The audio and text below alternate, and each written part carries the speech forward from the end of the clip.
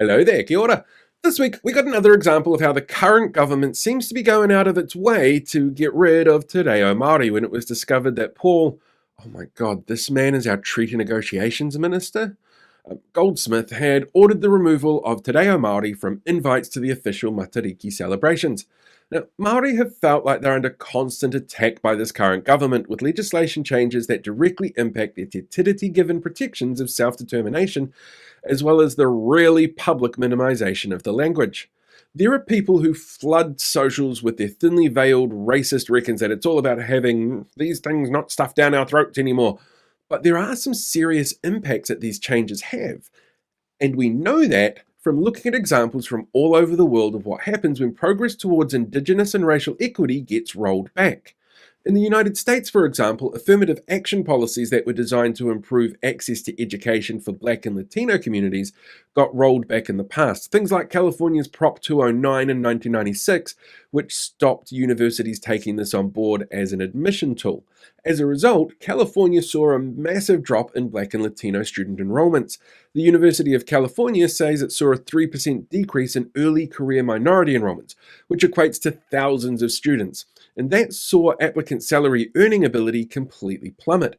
It found that this one decision had a disproportionate exacerbation effect on socioeconomic outcomes, widening the inequitable outcomes that policy had initially strived to close.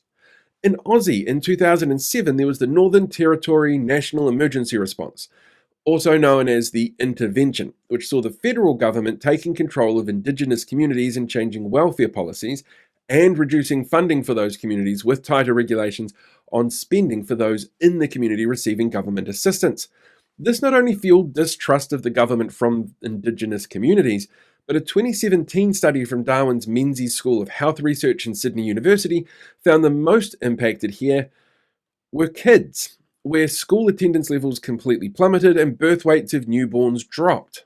In Canada, there's been numerous attempts from governments to reinterpret Indigenous treaties, often around the use of land and natural resource rights. This has led to a lot of court cases, but also seen as a significant undermining of trust and a driver for tension between successive governments and those impacted communities.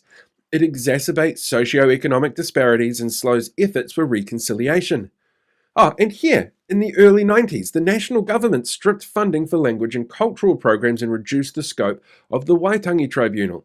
Those policies actually allowed for the formation of Maori health authorities, but the introduction of user pay models in the health system, social welfare policies of the time, and neoliberal economic policies which saw organisations like unions severely weakened, meant inequities in health outcomes between Maori and non-Maori were exacerbated.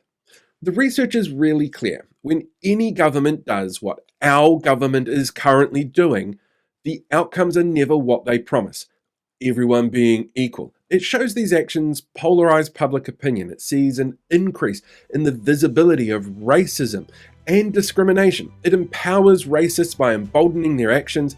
It galvanizes people. It erodes trust in the government. It makes us look really bad internationally, it costs the country more in legal and constitutional debates, and has a disproportionately negative effect on Indigenous communities. So when people try and justify Goldsmith removing just a few words in Te Reo Maori from an invite, well, remember, it's actually part of a bigger picture that all seems to lead to outcomes which harm Maori, and therefore harm all of us.